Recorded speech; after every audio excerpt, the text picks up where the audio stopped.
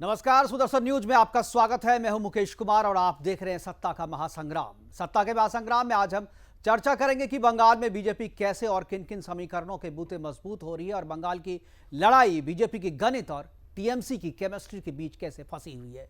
BJP रोज नए समीकरण बनाकर अपने 200 पार के लक्ष्य को हासिल करने के करीब पहुंच रही, तो टीएमसी की केमिस्ट्री रोज नए रिएक्शन दे रही है। दूसरे चरण के लिए चुनाव प्रचार थम चुका है और पहले चरण में जिस तरह बम्पर वोटिंग हुई थी उससे बीजेपी का हौसला आसमान पर है। दोनों ही पार्टी इसे अपने अपने पक्ष में जाने का दावा कर रही है और आज अपने मेहमानों के साथ हम बीजेपी की गणित और टीएमसी की केमिस्ट्री पर चर्चा करेंगे। और चर्चा के लिए हमारे साथ होंगे बीजेपी और टीएमसी के प्रवक्ता। बीजेपी के हमारे साथ होंगी पापिया चक्रवर्ती और टीएमसी की तरफ से हमारे साथ होंगे संजय सरकार। तो करेंगे चर्चा की शुरुआत, लेकिन पहले एक देखते हैं रिपोर्ट।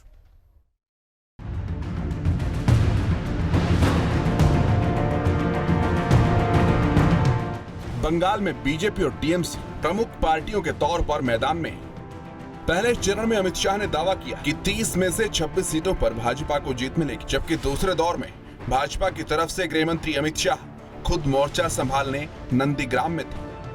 नंदीग्राम से बंगाल की मुख्यमंत्री ममता बनर्जी और बीजेपी उम्मीदवार शुभेंदु अधिकारी आमने सामने हैं। बीजेपी ने आरोप लगाया है कि हार के डर से ममता बनर्जी अब भाजपा के स्थानीय नेताओं को फोन कर उनके पक्ष में मतदान करने की अपील कर रही है। इसे लेकर भाजपा ने ममता बनर्जी का कथित फोन कॉल रिकॉर्ड भी वायरल किया है। बीजेपी के दावों के उलट ममता बनर्जी राज्य में दोबारा सरकार बनाने का दावा कर रही है। ममता बनर्जी लगातार बीजेपी पर हमलावर है। दूसरे चरण के प्रचार के अंतिम दिन टीएमसी की तरफ से ममता खुद नंदीग्राम में मोर्चा संभाले हुए है। पहले चरण का चुनाव प्रचार खत्म कर ममता बनर्जी अपने निर्वाचन क्षेत्र में डट गई थी, जो पिछले 5 दिनों से नंदीग्राम में डेरा डाले हुए हैं। ममता ने मौजूदा बंगाल चुनावों को बांग्ला बनाम बाहरी का नारा दिया है। मौजूदा बंगाल चुनावों में मुद्दों की बजाय व्यक्तिगत हमले करने में भाषा की मर्यादा का ख्याल नहीं रखा गया। बीजेपी के पक्ष में यूपी के सीएम योगी आदित्यनाथ से लेकर भाजपा के अध्यक्ष जेपी नड्डा ही नहीं, मध्य प्रदेश के मुख्यमंत्री शिवराज सिंह चौहान भी हुंकार भर चुके हैं। हाल ही में बीजेपी में शामिल हुए मिथुन चक्रवर्ती ने भी दूसरे चरण के लिए चुनाव प्रचार किया। ममता की नजर जहां सभी धर्मों, खासतौर पर मुस्लिम वोटों पर है, जिसे रिझाने के लिए मंच से दुर्गा पाठ के अलावा कलमा तक ममता बनर्जी ने नंदीग्राम के मंच से पढ़ा। टीएमसी प्रमुख ममता बनर्जी अपनी मौजूदा सीट भवानीपुर को छोड़कर इस बार नंदीग्राम से चुनाव लड़ने जा रही हैं। नंदीग्राम इससे पहले भी राज्य की हाई प्रोफाइल सीट में शुमार होती रही, लेकिन मौजूदा मुख्यमंत्री के वहां से लड़ने के ऐलान के बाद नंदीग्राम का सियासी पारा अपने चरम पर पहुंच चुका है। ऐसे में नंदीग्राम सीट पर अब हर किसी की नजर है। नंदीग्राम सीट पर पिछले 3 चुनावों के नतीजे को देखें तो 1967 से लेकर 72 तक इस सीट पर भाकपा की भूपल चंद्र का कब्जा रहा। 1966 के विधानसभा चुनाव में कांग्रेस के देवी शंकर पांडा विजयी हुए। 2006 में पहले और दूसरे नंबर पर प्रत्याशी मुसलमान थे। इस सीट से भाकपा के इलियास मोहम्मद जीते थे। 2011 में भी यहाँ मुस्लिम उम्मीदवार को ही जीत मिली थी, हालांकि दोनों उम्मीदवार मुस्लिम थे। जीत का अंतर 26% का था। 2016 में शुभेंदु सरकार तृणमूल के टिकट पर चुनाव लड़े थे। शुभेंदु को 67% वोट मिले थे। नंदीग्राम में 1 अप्रैल को चुनाव है। इस सीट पर शुभेंदु अधिकारी के परिवार का अच्छा खासा प्रभाव है। बीजेपी में वो शामिल हुए। शुभेंदु को मोदी शाह का पूरा समर्थन है। इसके अलावा उनकी अपनी लोकप्रियता और साख भी। इसके दम पर वो मुख्यमंत्री ममता बनर्जी को तगड़ी टक्कर दे रहे हैं। Bureau report, Sudarshan news.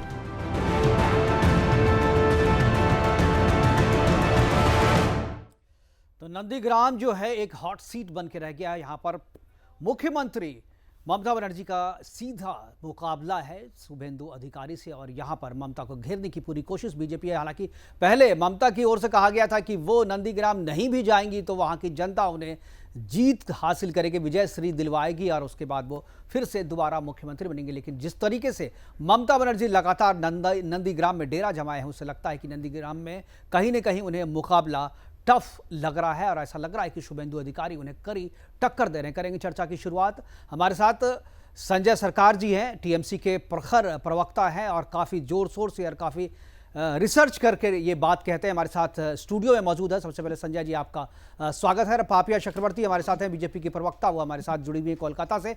पापिया जी आपका भी स्वागत है। और सबसे पहले शुरुआत मैं संजय सरकार जी आपसे करूंगा कि जिस तरीके से शुरुआती दौर में ममता ने कहा था कि नंदीग्राम जाए या ना जाए, जनता उन्हें विजयश्री दिलवा करके भेजेगी, कोलकाता भेजेगी, लेकिन अब जिस तरीके से डेरा जमाई हुई हैं, ऐसा लग रहा है कि आपको कि ममता बनर्जी डरी हुई है कि कहीं नंदीग्राम में खेल खराब ना हो जाए? सबसे बड़े बात है आपसे बताना चाहेंगे मुकेश जी, आज बंगाल में बहुत बड़ा घटना घटा रहे हैं भारतीय जनता पार्टी। बाहर से 3000 आदमी को लेकर रखे वहां पर, और सीआरपी सीआईएसएफ का ड्रेस भी बना के रखे वहां पर। और ये आरोप तो आप पे लगता रहा है कि रोहिंग्या जो बांग्लादेशी घुसपैठिए पहले से बंगाल पे कब्जा किया, और यूपी बिहार से वो आदमी लेके रखा है, होटल में रखा था, और वहां का जनता जाके उसको पकड़ लिया है। देखिए, पहले चरण का जो वोट हुआ, वोट में दिलीप घोष जेपी नड्डा जी को लेटर लिख रहे हैं। लेटर में लिख रहे हैं जे सॉरी, हम 3 से 4 सीट से ज्यादा जीत नहीं सकते। अगर पूरा पढ़ने का वक्त देंगे तो हम पढ़ के सुना सकते हैं जेपी नड्डा को। पहले मैं जरूर सुनूंगा, लेकिन सबसे पहले ऑथेंटिसिटी जानना चाहूंगा। ये कौन सा लेटर है जो नड्डा ने को लिखा गया दिलीप घोष के द्वारा, वो आपके हाथ लग गया? नहीं, दिलीप घोष भारतीय जनता पार्टी को अध्यक्ष है, बंगाल का एमपी है, वो जेपी नड्डा जी को लेटर लिखा है। लेटर में लिखा है, पूरा बेटर आपको लिख रहे हैं, लिख रहा है जे I wish to bring your letters और notice of the head of the conduct of the internal affection of survey of the phase 1। हाँ, उसमें लिखे हैं संजय सरकार जी, संजय सरकार जी, एक्सपेक्टेड 3 and 4 सीट, टेलीफोन पे बात हो रही है, रोज टेलीफोन पे बात हो रही है दोनों की। ये दिलीप घोष का लिखा हुआ है, रोज मुलाकात। अभी आपको वो पेज भी आपको दिखा देंगे। ये फेक है 200, देखिए फेक है, फेक नहीं है। दिलीप घोष लिखा है, और दिलीप घोष का साइन भी है, दिलीप घोष का साइन भी है। हम मौजूद बिना कहीं नहीं जाते हैं, और इसको हम चारों तरफ से रिसर्च करके यहाँ पर आते हैं। पापिया जी क्या कहेंगी? ये पेपर क्या कहेंगे? ये देखिए, ये पेपर में ये दिलीप घोष जी लिखा है, देखिए दिलीप घोष ने लिखा है ये पेपर। ठीक है, पापिया जी जवाब दे रही है। 3 से 4 सीट जीतेंगे 5 पेज में। लग गया, और अब तक 1 महीना के लगभग हो गया है, उनका तो कोई फ्रैक्चर मेजर हुआ नहीं था। तो अभी वो व्हील चेयर में सहानुभूति की राजनीति कर रही है, क्योंकि मुद्दे नहीं है। 10 साल में सबसे जो अहम मुद्दा है स्वास्थ्य, शिक्षा और उद्योगीकरण। पापिया जी मैं आपसे दूसरी बात पूछ रहा हूं। संजय सरकार हमारे साथ है, उन्होंने कहा है पहले फेज के चुनाव के बाद दिलीप घोष जी ने जो है एक पत्र लिखा है जेपी नड्डा जी को, और उसमें कहा है Bharatiya Janata Party expected to win 3 and 4 seat basis. चलिए ठीक है, समझ में आ गया। जवाब दीजिए जी। वो कैसा पत्र है जो इनके हाथ में लग गया? ये सबसे अनोखी बात है कि ये पत्र उनके हाथ में लग गया, और उनको पूरा तत्व पता चल गया है। पूरा उनको मतलब जो जनता ने वोट दिया है, जो मतदान किया है, उसमें कितने सीट भाजपा जीतेगी, कितने तृणमूल जीतेगी, ये किसी को कैसे 2 दिन के बाद पता चल जाता है। तो इसका मतलब टीएमसी के पास और कोई मुद्दा नहीं है। वो इतना डरी हुई है कि अभी ये बाकी के जो फेजेस है इलेक्शन में, वो साइकोलॉजिकल ये दर्शाना चाहती है कि वाला मैटर आ गया है। आप 2 मई को देख लीजिएगा कि इसकी सरकार बनती है। हम मुद्दों में चर्चा करते हैं, कोविड के टाइम से लेकर अम्फान से लेकर जो कटमनी का सिलसिला चलता आ रहा है, जो यहाँ पे बंगाल की जो सबसे अहम और दुर्भाग्यजनक परिस्थिति है वो। अच्छा, ये बताइएगा ना, कोकेन वाला मैटर थोड़ा बता दीजिएगा पापिया जी। कोलैप्स कर चुकी है जनता को। कोकेन वाला मैटर बता दीजिएगा थोड़ा। कोकेन वाला मैटर, गांजा वाला मैटर, नागरिक भी सुरक्षित, बच्चा चोर वाला मैटर। ये बोलने दीजिए, संजय जी आपके पास भी आएंगे। जी पापिया जी, अब बात खत्म कीजिए। बंगाल की जो एक कल्चर है, वो बुद्धिजीवियों का कल्चर माना जाता है, जहाँ पे व्यंग को बहुत सम्मान दिया जाता है। और हम क्या देखते हैं कि अगर मुख्यमंत्री के पे कोई व्यंग करता है तो उसको जेल जाना पड़ता है, और प्रधानमंत्री के समर्थन में अगर कोई सोशल मीडिया में कुछ करता है तो उसको टीएमसी के गुंडे मारते पीटते हैं।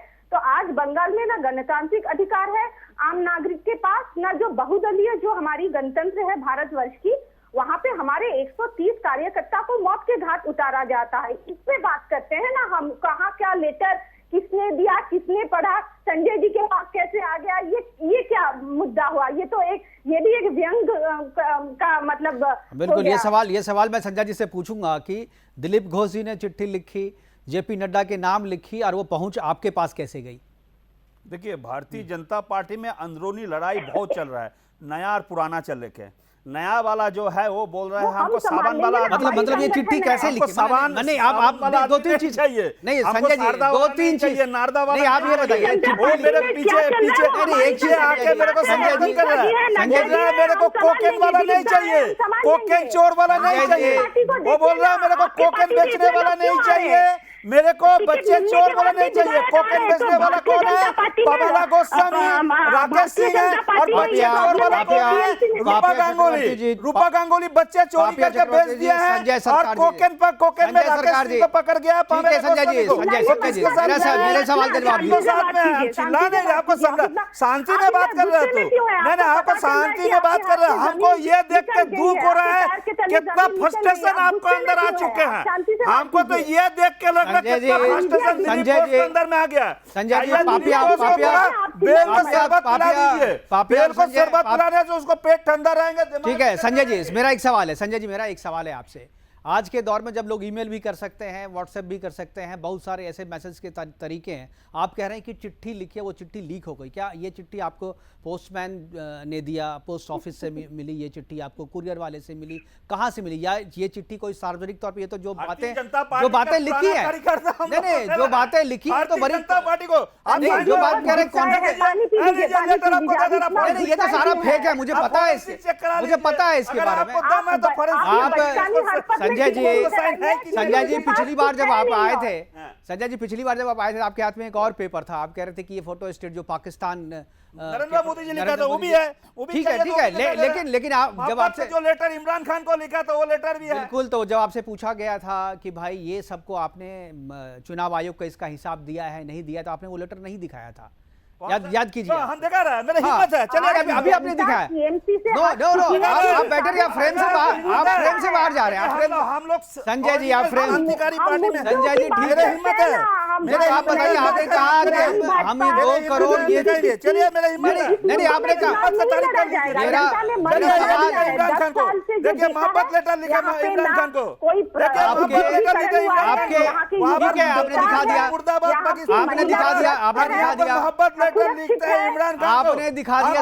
आपको सीने में दम है। तृणमूल कांग्रेस में, तृणमूल कांग्रेस एक दिल्ली का पार्टी नहीं है, सैनी का पार्टी है। सैनी का पार्टी जो सैनी का जो कार्यकर्ता होता है वो शेर की तरफ कार्य करता है, वो छुपे जैसे काम नहीं करता है, पीछे से छोरी नहीं मारता है किसी को, वो भारतीय जनता पार्टी करता है। ये मेरा नहीं है, ये इमरान खान को जो मोहब्बत वाला लेटर लिखा, लेटर में लास्ट लाइन का है, प्लीज एक्सेप्ट एक्सेलेंसी और the assurance of my the highest consideration.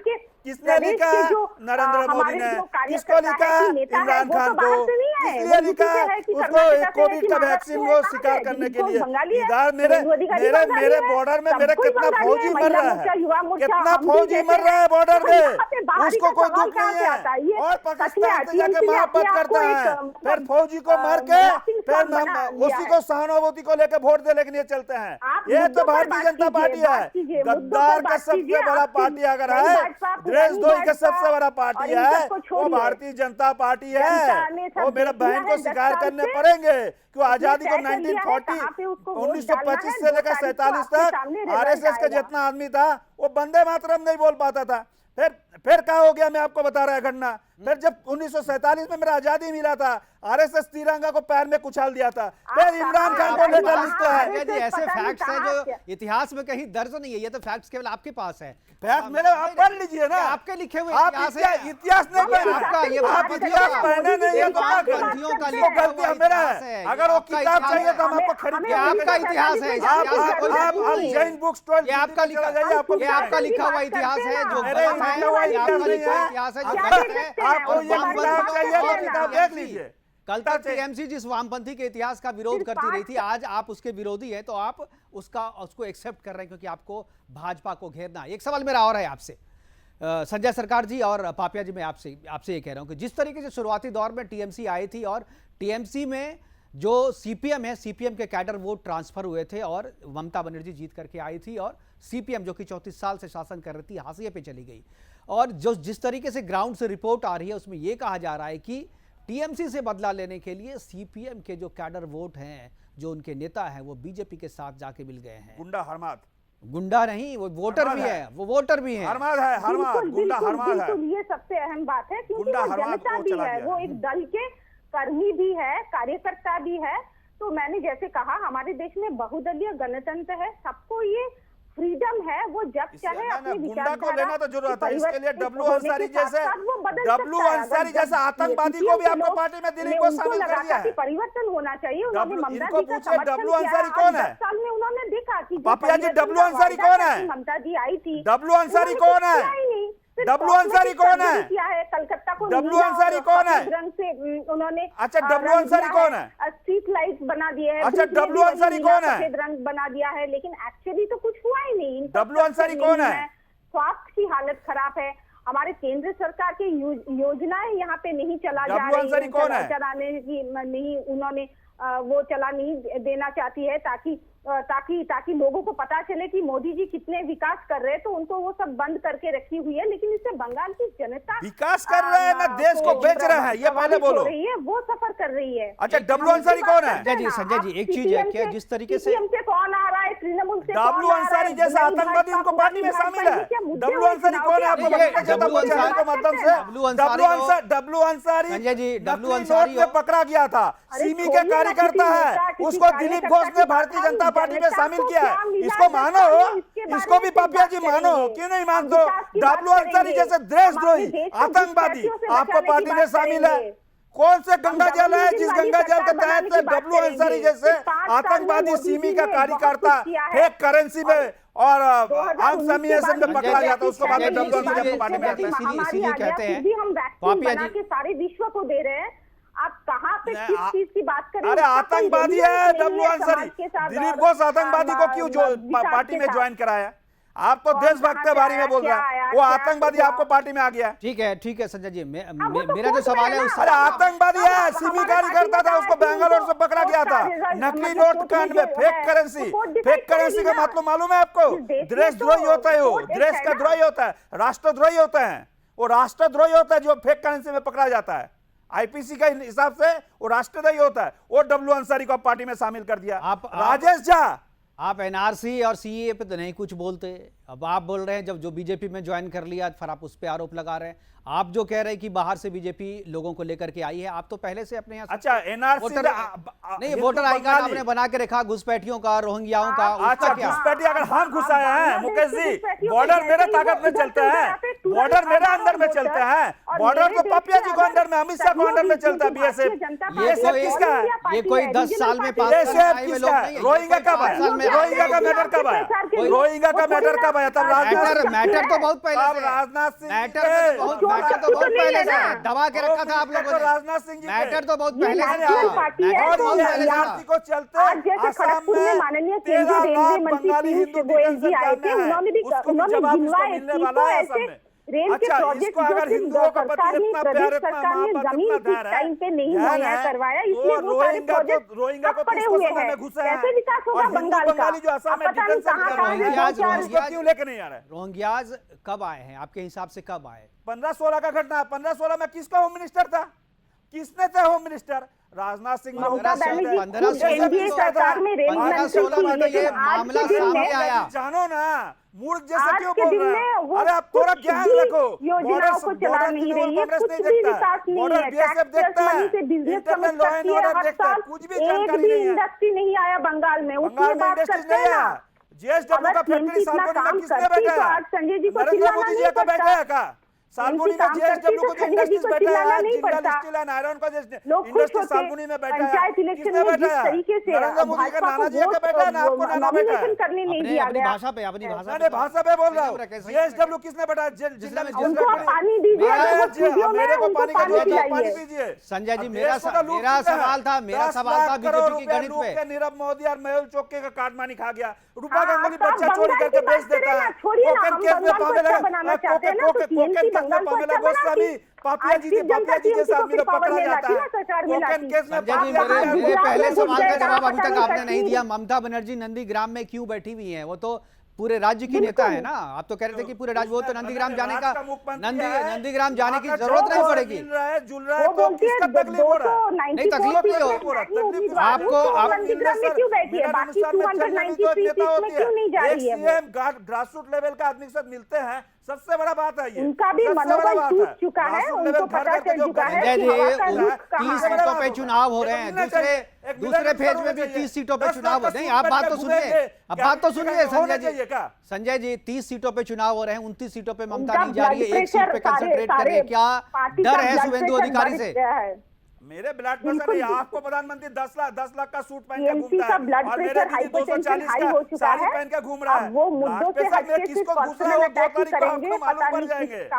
ये बात नहीं है संजय जी। संजय जी, मेरा सवाल कुछ और है। मेरा सवाल ये है कि ममता बनर्जी 29 सीटों पे नहीं जा रही हैं, एक तीसरी जो 30वीं सीट है नंदीग्राम की सीट पर वो बैठी हुई है लगातार। देखिए क्या डर है, क्या उनको लगता है कि बंगाल हाथ से निकल जाएगा? कहीं भय कहीं नहीं है, जनता को साथ में जाके मिलना जुलना, एक सीएम को साथ में एक्सेप्ट करता है ना आदमी, क्या एक्सपेक्ट करता है? मैं सीएम मेरे घर में आए, मिले जुले जनता को साथ में। नहीं तो ये तो 29 सीटों पे, ये तो बाकी 29 सीटों पे भी जनता चाह रही है ना। वो तो घूम गई है, कहाँ घूम रही है? बाकी 29 सीट में भी तो घूमी है आप। अगर आपको अगर धृतराष्ट्र बन जाएंगे तो मैं जैसे संजय को जरूरत पड़ेंगे, मैं जैसे संजय आपको बुलाया हूँ, इसीलिए आपको बुलाया हूँ, लेकिन आप भी देख करके गलत बता रहे हैं। गलत नहीं, यही तो आप आधुनिक संजय हैं, आप आधुनिक संजय एक ही तरफ का, आप एक ही तरफ की चीजें देख रहे हैं, आप एक ही तरफ की चीजें देख रहे हैं। 30 ना मुख्यमंत्री नंदीग्राम का क्या डेवलपमेंट हुआ है? कुछ हुआ है वहाँ पे भी? अच्छा, आप वो तो शुभेंदु अधिकारी था, ये सवाल था, आप शुभेंदु अधिकारी का पूछो, आप शुभेंदु अधिकारी का क्यों नहीं पूछता? अच्छा पपिया एक चीज पूछता है, आपको माँ आपको अलमारी देखने के लिए देखे गया? अरे आपको माँ आपको अलमारी देखने के लिए देखे गया? अरे आप मेरे बात सुनो पपिया मेरे बात सुनो, लॉजिकली बात करो, लॉजिकली मूर्ख से बात मत करो, लॉजिकली बात करो। मैं पूछ रहा पपिया, आपको माँ आपको अलमारी का तिजोरी आपको पास में देके गया? नहीं पपिया, आपको माँ आपको अलमारी का तिजोरी आपको पास में देके गया, लेकिन आप वो तिजोरी के चोरी करके भाग गया, उसका जिम्मेवारी माँ का पड़ेगा ना बेटा। ये कुछ सुनते ही नहीं है। आप भी तो किसी की नहीं सुनते, आप भी तो ये सुनते का जवाब क्या देंगे? सुनेंगे तब ना जवाब देंगे। भारतीय जनता पार्टी में क्या होता है ना, गोमूत्र और गोबर वाला पार्टी है, ना सुनते हैं नहीं बोल पाते। हम मुद्दे के बात ही कर रहा है पापिया जी, आपको पूछ रहे एक चीज, आपको एक मुद्दे के बात कर रहा है पापिया जी। गोबर की पार्टी नहीं, वो अपने ये भारतीय जनता पार्टी की पार्टी है, गोबर दिमाग में गोबर, हमारे पास समय की कमी, हमारे पास समय की कमी है। संजय सरकार जी, आपका बहुत बहुत शुक्रिया, बहुत बहुत धन्यवाद, आप जुड़े, अपनी बातें रखी। पापिया आपका भी बहुत बहुत शुक्रिया, बहुत बहुत धन्यवाद, आप जुड़ी और अपनी बातें हमारे साथ रखी है महासंग्राम में। अभी के लिए इतना ही, लेकिन ये जब तक 2 मई को रिजल्ट नहीं निकल जाता है तब तक इसी तरह का महासंग्राम जो है छाया रहेगा। लेकिन एक बात तो तय है कि नंदीग्राम में जीत जिसकी होगी, अगर ममता बनर्जी अपने आप को नंदीग्राम में घिरी पा रही है तो बाकी बंगाल में क्या होगा ये देखने वाली बात होगी। फिलहाल अभी के लिए इतना ही, दीजिए इजाजत, नमस्कार।